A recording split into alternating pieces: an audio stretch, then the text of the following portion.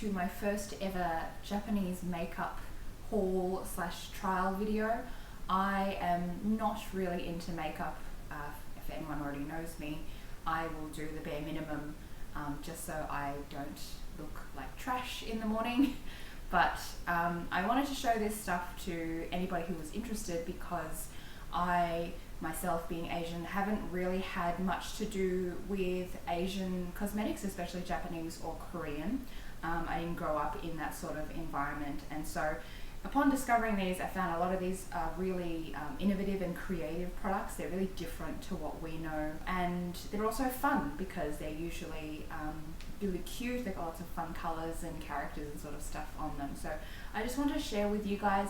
Please feel free to give me any feedback or comments. If you guys are interested in more, let me know, but I will go ahead and get started with showing you what I got in Japan during our honeymoon. So I've got everything here in front of me. I've got a mixture of sort of like one of every type of product you kind of need to create a face, and that's sort of what I've done today. As you can see, this is not how I normally look or how I ever look, because I don't really do pinky sort of makeup, but just for the sake of, you know, trying something new, I did pick up the colours that I thought were more in line with Japanese or Asian style tastes.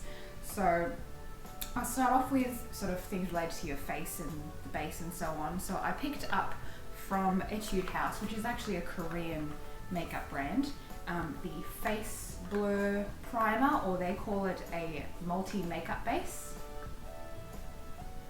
They have a few different variations of these for different purposes, but I think most of them did have SPF, which is great. This one is called Face Blur, which obviously is for blurring and hiding your pores. So this is some sort of pore filling solution. I unfortunately cannot read the ingredients being in Japanese. I have sensitive skin and I haven't had any sort of reaction to it. I've applied it pretty much all over my face before my foundation, and I think it's worked pretty well. It's actually changed the way I sweat. So normally when I get hot, the first place I perspirate is on my nose and on my upper lip. And I noticed partway through applying my makeup, because I was getting a bit hot under the bathroom lights, that the sweat was sort of creating little bubbles all over my nose. So whatever this is doing, it's tightening the area around my pores so that the sweat is having trouble getting out and it's forming these little bubbles instead of just sort of pooling all over my face. Overall, it's worked pretty well. I just don't think I've picked the right foundation to go with it.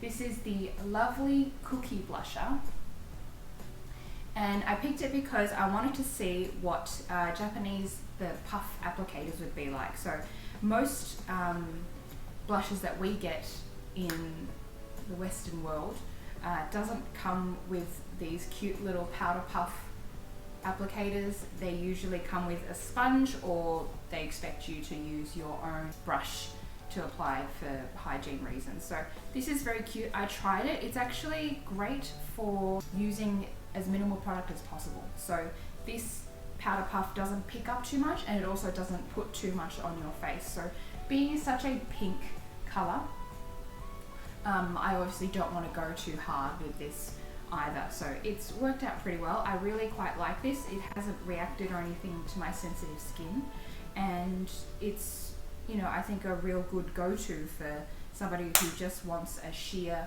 blush to wear every day.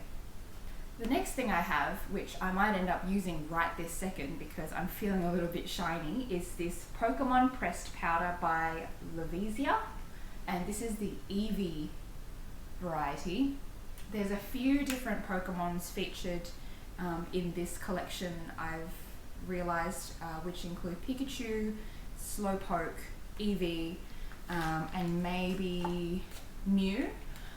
So I think these release every once in a while, and it's a limited collection because they'll move on to some different Pokemon and different product types after a while. So at the very moment, they've got these Pokemon collaboration products, which you can find at It's Demo, and that's a very popular cosmetics store or chain in Japan.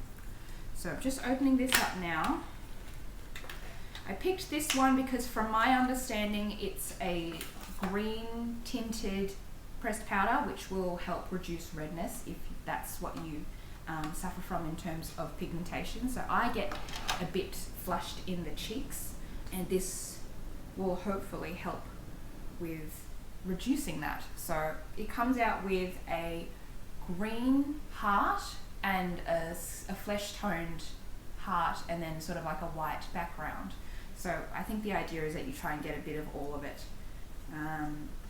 to create the perfect color. But this little applicator as well is your typical sort of face sponge, but the Eevee print on the back is very cute as well. And then you have the mirror at the top. So very cool. I quite like the look of this. And I'm not, maybe it's just how I'm doing it, but I'm not getting too heavy product on the applicator itself. And then I think you just sort of push it onto your face to try and mattify your skin. So hopefully that's helping reduce the shine, because the lights are kind of strong in this video. But I'll keep an eye on how I go with this, because I'm going to test it with different combinations of foundation and see how this turns out. On to face masks. So this is what I was sort of really hyped about bringing back from Japan, because I get very different reactions to different face masks with my sensitive skin. So the ones that were highly recommended were by this brand called Lululun. They have so many different kinds, and even at the airport on the way back from Japan, I saw these really big packs in the duty-free store. Hopefully this type, it's called Precious, and it comes with 7 sheets. It says something about being #1. Hopefully this is going to give me that glowy, almost translucent sort of effect that the Japanese have in their skin. I'm reading a lot of Japanese and then the word white. So this might actually have some lightening agents for your skin. I don't really love being too fair. I try to keep my skin sort of around this medium light skin tone where possible. But you know, we'll try anything once. And then I also picked up these 2 Pokemon masks. These 2 I think are the same type of mask, just with different packaging.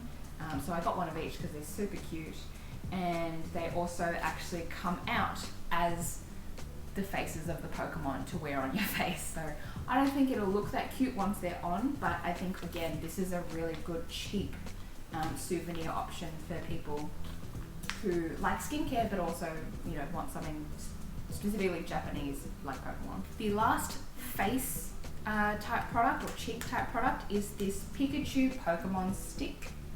Or cheek stick. So these are cheek tints, I believe, or creams, and they have different colors depending on the Pokemon you picked. So I would have picked a different Pokemon if I could. I love Pikachu, but he's not my fave. But this is the color that I would most likely wear more often, which is like a coral pinky color, which would go easily with my olive skin tone. So it just scrolls up and down, which is super easy, and it's clearly sort of like a creamy texture and probably quite pigmented, so I'm going to try not to go to town with that on my face. I might even apply it onto my hand and then blend in on my cheek. So now onto the eyes. I sort of went outside my comfort zone on these products, thinking that they might work for me if they work for the general Japanese population, but in my opinion they still don't. As you can see, I'm wearing the pink on my eyes and I just feel really uncomfortable. This stuff is great for that Harajuku teenage girl sort of look, but really hard to pull off as an adult woman. I might use these in a future costume or cosplay look, but I just thought, since I'm here, I might as well get something that's relevant. So I ended up getting from, I think it's either It's Demo or one of the other sort of cosmetic stores. This is a Cezanne eyeshadow. It's very much like the NARS Orgasm in the sense that it's very pink with gold flecks through it. So that's what I'm wearing on my eyes now. I don't love how sparkly it is, but it's also just really fun, I think, as any sort of powder that you might use even for, you know, a costume on your cheeks or something. So I'm not going to get rid of it. And then I also picked this Can Make Perfect Stylist Eyes Quad, which is very pink as well and also very glittery. So they give you the two options of either going down the brown route or going around with the pink and a more girly sort of younger look. And then there's a topping jewel in the middle, which I don't know if that means they want you to pat that over the lighter part of the eye or like in your inner corner as a sort of highlight. But yeah, it's fun. I think I might use these colours individually, but just not as a kit, as well as they do go together. But it's nice of them to actually show how they suggest people to apply it. But these two brands, Cezanne and Can Make, are also really affordable brands that I think the Japanese often go to. The last thing I got in relation to eyes, and I do regret not getting mascara because it turns out the Japanese have really rockin' mascara. This is the liquid eyeliner with Sailor Mercury on the packaging. So there were a lot of Sailor Moon partnered products there at its demo, which is where you'll find a lot of like Disney and other licensed products there, so good for souvenirs. But I picked this because I just wanted one Sailor Moon thing, and Sailor Moon herself wasn't an option in these eyeliners, so I just picked Sailor Mercury because I thought she was probably my second favorite out of all of them. But what I didn't know is that they're not all black. So the packaging and the Sailor that you pick actually does matter, and it changes the color of the liner itself. So as you can see from the packaging that has a lot of red, this is a red or maroon sort of burgundy colored eyeliner. It was a bit of a shock for me, but I've actually gotten used to wearing it, and you can see it on my eyes right now, barely because I have monolids, but it's blended quite well with my current look and my skin tone. So I might find a way to use this in my everyday makeup. But I do love the packaging, of course, and this is why it makes a really great souvenir. It's a really quality eyeliner. The brush itself is like a like an actual, you know, calligraphy pen or paintbrush. So it applies really smoothly and creates a nice fine point at the end. You know, it's just fun, which is why the main reason I got it, and you know, I can deal with the fact that it's not black. Now on to lips. I got these two from Etude House based on recommendations I could find on the internet. So I am really picky when it comes to lip products because I don't like the feeling of something sort of stuck all over my lips, especially when you're wearing like lip gloss or lip balm and your hair keeps blowing into it. That is disgusting to me. So I'm not a big fan of wearing lipstick every day in general, and I also prefer it to be long wearing. I don't like having to reapply regularly. So these water tints are perfect for me. So I'll just quickly show you them again in their packaging. The packaging has no relevance to the product, it's very strange. But this is the Dear Darling water tint, and it is water when I say that because it applies like really watery. It's not gel, it's not a mousse or a cream, it is watery. And it stains very slowly, so you have a bit of time to work with it and you have to be patient. It's not going to, you know, swipe on and just wipe off and stain. You have to build it if you're trying to do sort of a gradient look or anything like that. I'm kind of wearing a combination of the both. I was just having a play before this video, and I got this sort of cool pink one here and this deeper red here, and I'll tell you what the codes are. The pink and the red, so it's really easy because they've used PK to represent pink and RD for red. So it's PK004, which is the cool pink, and it's RD306 for this red. So this is a combination of the two, so it's not a really good representation for you. I will swipe them so you can see, but they're really fun packaging as well. I first saw these on wish.com. I didn't know that they were Etude House products. They obviously weren't allowed to say where they were from. They were just cute popsicle stick lip tints, and they're probably knockoffs, but I just, I thought they were like fake products to attract buyers, and then it turns out they're a real thing.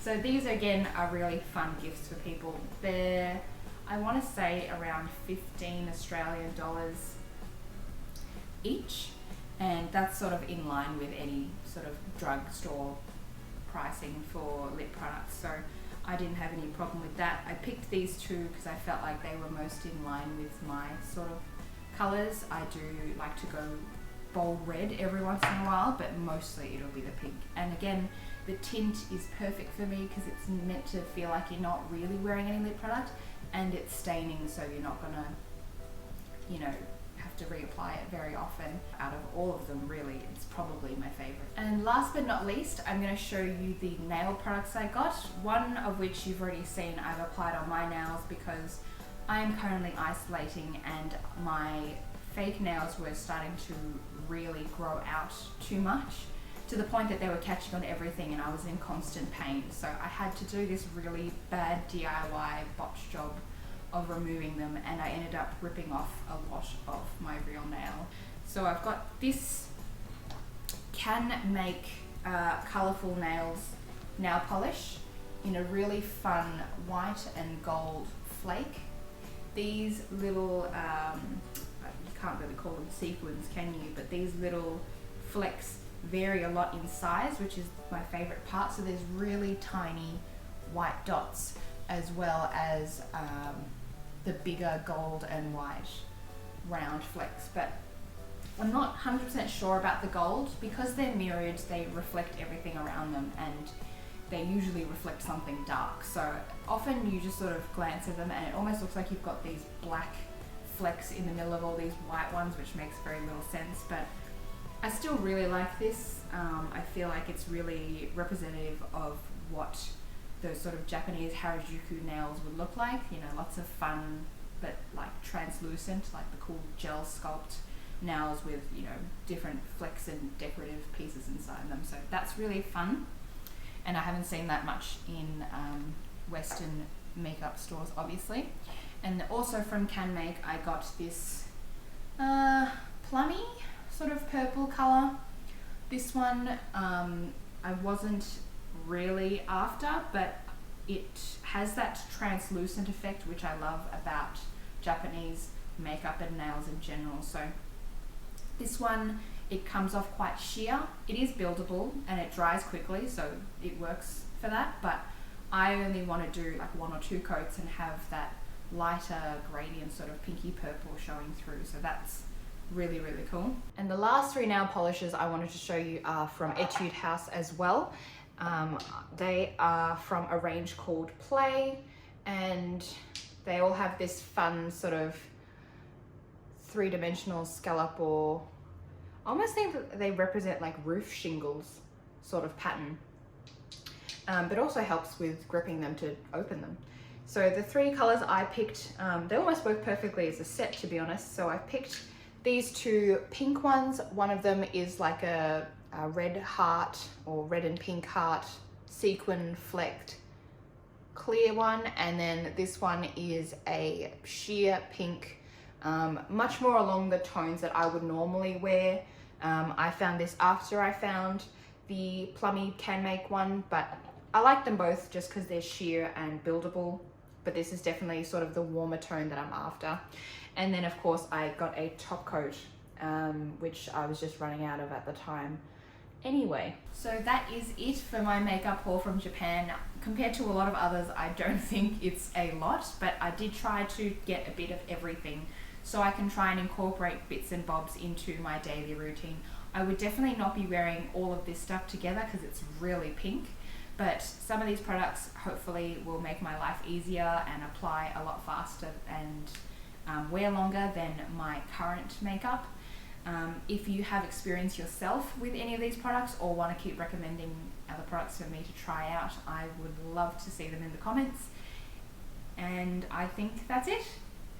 Hopefully you enjoyed this. I know it's a bit different from what I've made on this channel in the past, But if there's anything else that you think I should learn or try from Japanese culture, I would love to. So thank you very much for watching. Hope you guys have a lovely week. Stay safe and catch you in the next video.